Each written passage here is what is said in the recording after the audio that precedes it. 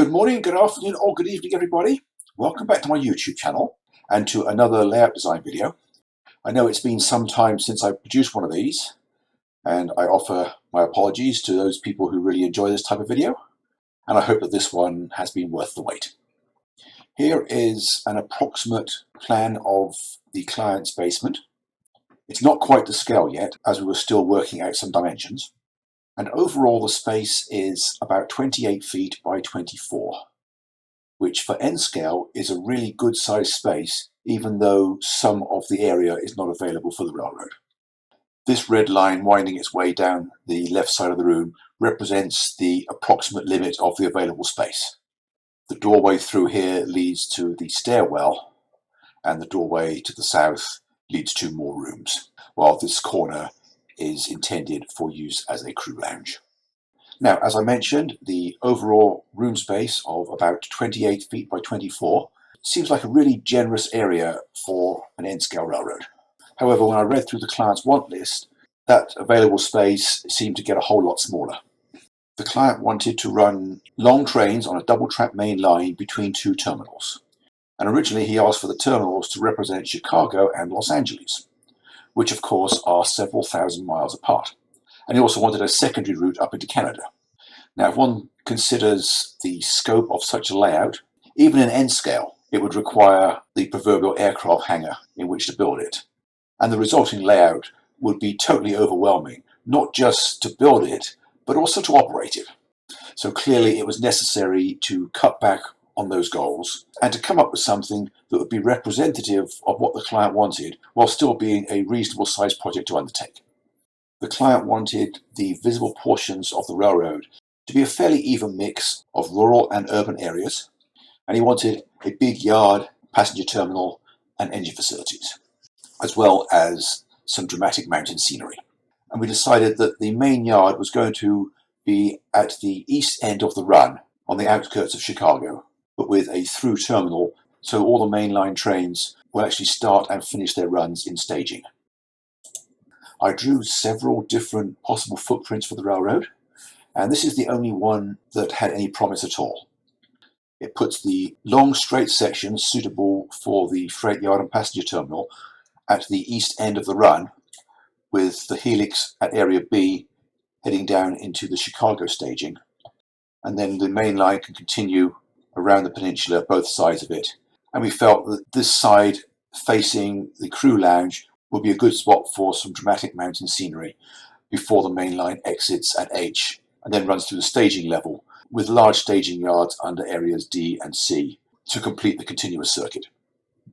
Now, initially the client was wanting to include a work table that he had in the train room, and we decided the best place for it was in this corner, where there wasn't going to be enough room for a mainline turnback curve. So really this corner is less useful than many other areas. One of the things that the client and I definitely agree on is the need for reasonably wide aisles so as to be able to enjoy the railroad better. Most of my layout design clients want to cut back on the aisles and make them somewhat narrow with the hope of squeezing in more railroad. Normally I like to make 3 foot my minimum, but this client asked for 4 feet wherever possible. Now, in this footprint, the main aisle is 4 feet wide for most of its length, narrowing down to 3 feet at the entrance just for a short distance. And unfortunately there is a support post which is in a very bad area.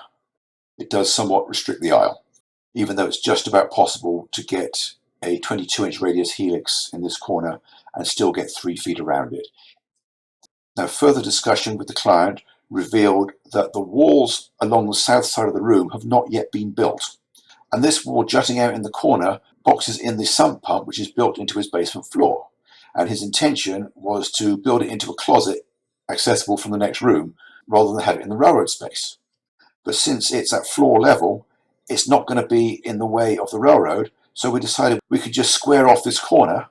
That way the helix can move over about 30 inches and the problem with the post goes away completely. So here is the modified footprint with the corner squared off, and we can see there is a lot of extra space around the post. It's no longer in the way. We are still limited to around a 3 foot aisle at the entry point, before widening out to 4 feet for the rest of its length, and the post could be built into the fascia of the railroad so that it doesn't become a visual impediment to the clean looks of the railroad. Now, as I mentioned, the idea is to have the city and main yards wrapped around these two walls of the room, with a good-sized passenger terminal and freight yard and engine facilities in the middle, some rural areas and a small junction at H. And then the main line will go down through one canyon scene, while the northerly route heading towards Canada will take the same route but on a rising grade to an upper level. Now, if one were to measure the visible main line, we're probably looking at about 4 scale miles from end to end, plus the branch line. So clearly that doesn't go very far towards representing a route from Chicago to the West Coast. But it does give us room to add a few distinctive scenes. And since we're pretty much forced to bring the backdrop all the way to the fascia at this point, dividing it into 2 completely separate scenes, it's a good opportunity to leave out a couple of thousand miles of main line, so that whereas the eastern half of the railroad represents Illinois, the client decided that the rest of the railroad could be somewhere around Colorado. And we started referring to this as Royal Gorge, even though it's double track, so it doesn't really represent the real thing. We're just using the scenery of the area as inspiration for it. Now, the single track main line takes all of his Canadian National trains, and obviously that shouldn't go through Colorado, but with the elevation difference between these two routes, we're hoping that the trains can be far enough separated vertically that it can represent 2 different canyon scenes, depending on which track a train is on. And then the upper deck will represent areas in northern Illinois and Michigan where the Canadian National does have a presence. The only difference in this plan is that I've moved the backdrop forward. I deliberately made the benchwork along these 2 walls wider than necessary because we'd already talked about the construction of his basement, and he didn't want to rely on having to attach the benchwork to the walls. He wanted it to be freestanding if possible. So clearly we need some kind of beams up the back to hang the upper deck on, which means the backdrop is going to have to come forward. I didn't do them all the way to the corner because I was trying to leave a nice wide area for the engine terminal. But it turned out that there was more than enough space here, so I ended up bringing the backdrop forward. Here are the main yard areas blocked in. I'm showing a steam roundhouse in the corner between the passenger terminal and the freight yard, and diesel facilities at the other end of the passenger terminal. Although it didn't take us long to decide that we were better off lumping them all together at location E, and it turned out that there was plenty of space to do that. And I've shown the start of an industrial branch line climbing up over the main line as it disappears into staging to an industrial area along the south wall. We talked about the possibility of this being a harbour area, which at first looked as though it would be questionable because we don't want the harbour branch climbing up over the main line and we can't go below it because of the helix. But we talked further and the client decided that he wanted an ore dock, and since ore docks are pretty tall features, the elevations work perfectly here. And it looks like there is also the possibility of a second branch line leaving from the main around this point and accessing some low-level harbour facilities near the ore dock. And then one more major industry that the client wanted was an oil refinery. And at first I was thinking that would be a good candidate to put at the junction town at H, although he asked if it would be possible to move it to A and have it share space with the harbour. So we decided that there would be no general merchandise harbour, that the oil refinery would actually be the harbour, shipping out products over Lake Michigan via barge. Now, I don't know if there are any such refineries in that area, but we're not trying to be totally prototypical. We're just trying to create the scenes that the client wants and try to make it look reasonable. So other than those changes, the client was happy with the general utilization of the space. So now it's time to start making sure that everything will in fact fit.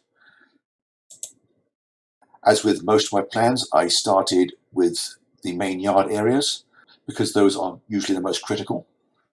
And as we can see here, there is room for good sized facilities throughout.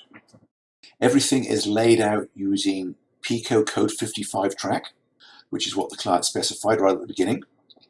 The only exceptions, I did incorporate a few Atlas number 10 turnouts in areas where the number 6s would just not have looked right.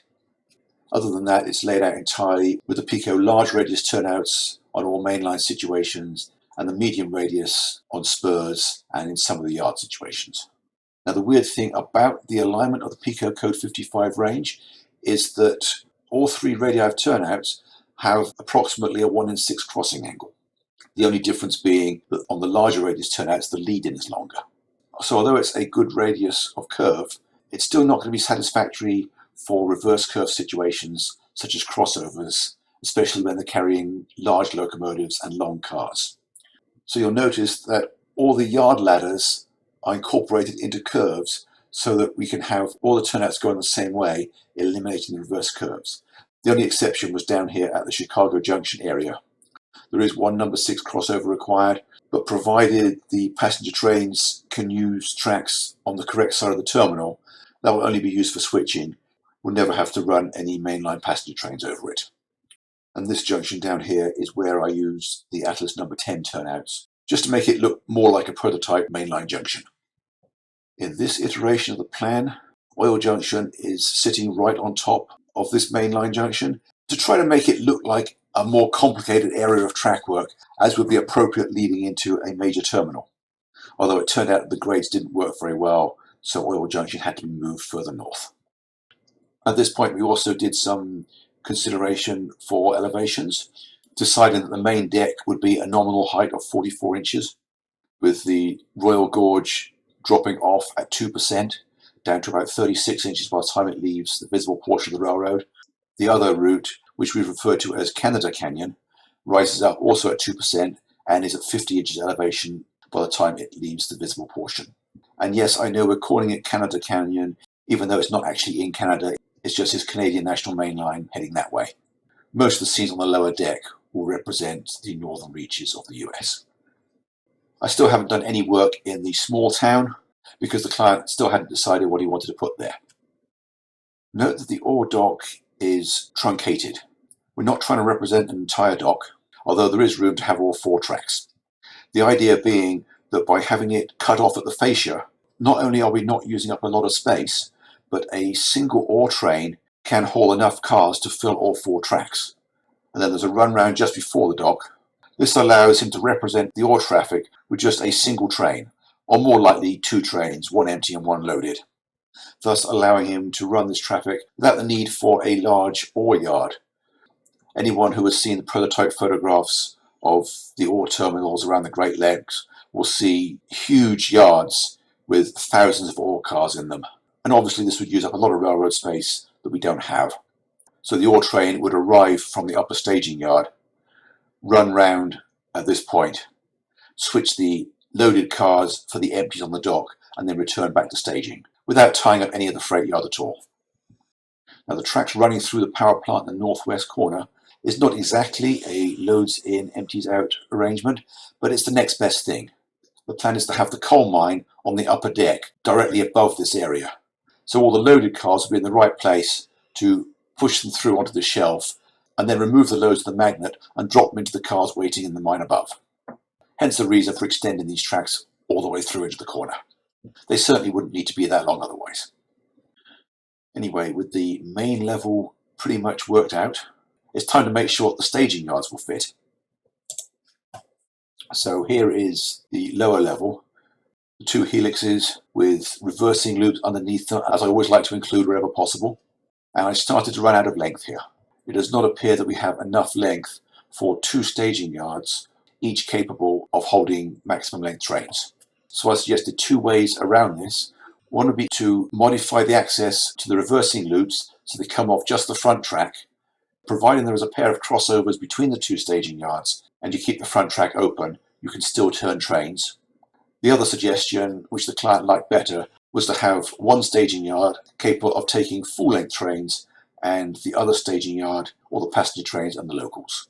And since we can easily run through one staging yard to get to the other, it really doesn't matter which one a train is physically sat in. We know where it's supposed to be by the direction that it's facing. Now, this drawing shows the general arrangement of the upper deck. Even though it was never intended to design the upper deck in detail at this stage, the client figures it's going to be many years before he's ready to start on it. So we're just going to lay it out approximately where all the features go. Just making sure that we have room to get a good sized staging yard facing the right way. And one of the scenes he wanted to include was something based on Casco Junction, which is near Green Bay, Wisconsin. And I was able to get that in with very few tracks omitted, even though the Y is somewhat distorted. And something else he asked me at this point was whether it was possible to get another continuous run in the upper deck. And we can see this track from the back of the helix running around, hidden most of the way, and hooking up with the back half of the staging yard.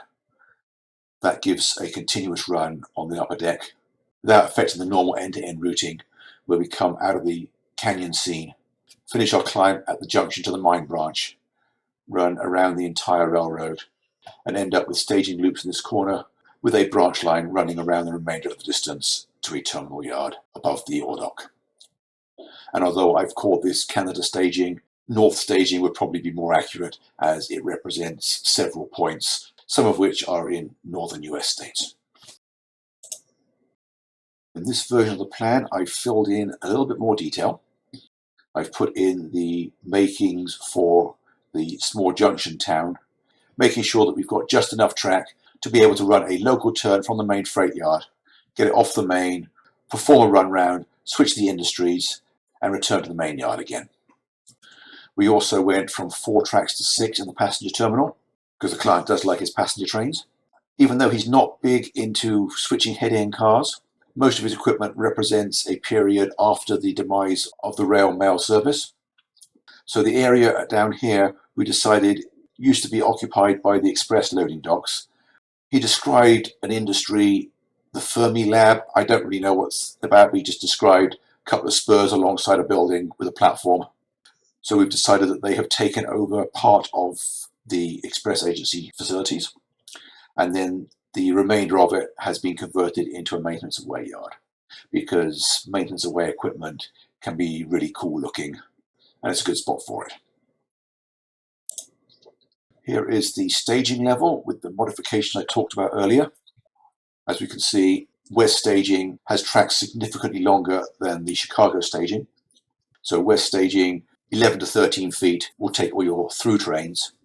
The AD tracks in the freight yard above are around the 12-foot mark.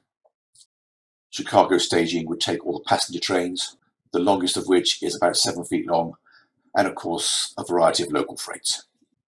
And since every model railroad always seems to run out of staging capacity, I added some auxiliary stub-end staging yards at both ends, bearing in mind that they are of course optional. My recommendation to the builder is always to put in the bench work for them and then leave the track out for the time being, adding it later if and when you need it. And until that point, the bench work that you put in for it makes a pair of very useful shelves for stashing tools and materials while you're building the railroad.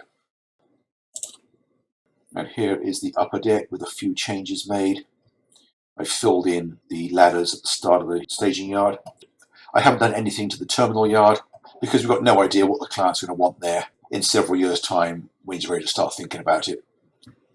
I did put in a missing crossover at Casco Junction, which I just overlooked the first time round. And I have changed the track arrangement at the mine junction. I've got rid of the lap sidings, which I didn't really like, and I've added a 3-track interchange yard and shown another industrial spur off the front, possibly a team track or something. And that is as far as we're going at this stage with the design of the upper deck. We just want to make sure that it fits properly and work out where the access openings need to be. You see there's one turnout right at the back here, so we need this access hole behind the engine terminal, just in case that ever needs maintenance. This spur that I put in feeds a sand quarry on the prototype, although it should be off this leg of the Y. The client decided he didn't like it in that location, so I moved it down the branch and put it in against the east wall. This version shows the oil refinery filled in, the junction moved further north, and the engine terminal fully detailed. I also added caboose tracks, which I'd forgotten in the previous version. Since the client has a fair number of road names represented, I put in 3 double-ended tracks so that he can separate his cabooses by road name. In this version, I started to develop the small town junction. The client had by this time sent me some photographs of a scene that he liked, showing a lot of grade crossings, although this wasn't quite what he was looking for. there were actually a lot more grade crossings in the area, and also a diamond with another railroad crossing at grade. So I started experimenting with that. Here is one version I drew. It copies the prototype arrangement with the road cutting diagonally across a 3-track and a single track, although the 3 tracks should all be closer together. It's easy to move, I just hadn't done it at this stage because I was working on how best to get it to fit. Here is one method, and then I'll show you another version that I drew. This one swaps the interchange track with the high street and allows this industry to be formerly rail served with an abandoned track, which I thought was quite an interesting idea. Anyway, it turned out that the client didn't particularly like either of them, so he had a go at sketching the area himself. He does have Third Planet, which he's in the process of learning how to use. So he modified the 3PI file that I sent him, and this is what he drew for that area. He was having trouble getting everything to fit, but it shows the intersecting streets with all the grade crossings on the angle. And although this road should actually be straight, this is a close approximation of what the actual scene looks like. And although I had drawn this track as a dummy, he wanted to have it connected up so that he could run a short train up to the diamond just to photograph it. Now this sharp curve around the back does run into problems with scenic in the area and making it look right. And as I mentioned, he was having trouble fitting everything in here. So I took his sketch and made it work. Here is the main level with everything filled in. And you can see this area, how I kept the road arrangement. We still need a bend to get it to disappear off the backdrop, but the freight house and team track spurs still fit with the industry behind it, and the interchange run goes off further up through the backdrop under the scenery for a short distance before reappearing, so that you can still run a train up to the diamond to photograph it, but during operating sessions the hidden portion of this track will be an interchange drop-off track, and the bit that goes over the diamonds will still be considered a dummy. One other change that was made in this version is that Oil Junction ended up getting moved a few feet further south. The client wanted more room for scenery in this area and was happy to accept a steeper branch line down to the harbour as a result. It's only going to take fairly short trains anyway. And we didn't bother with putting a crossover at this junction. We figured it's so close to the other crossover leaving the yard that the branch line trains would just run wrong road for a few feet. Now you may notice that I haven't drawn in all the scenic details like I normally do. We're running a bit short of time on this project. I did fill in the trees around this town where they are needed for controlling sightlines. But other than that, I just left it open.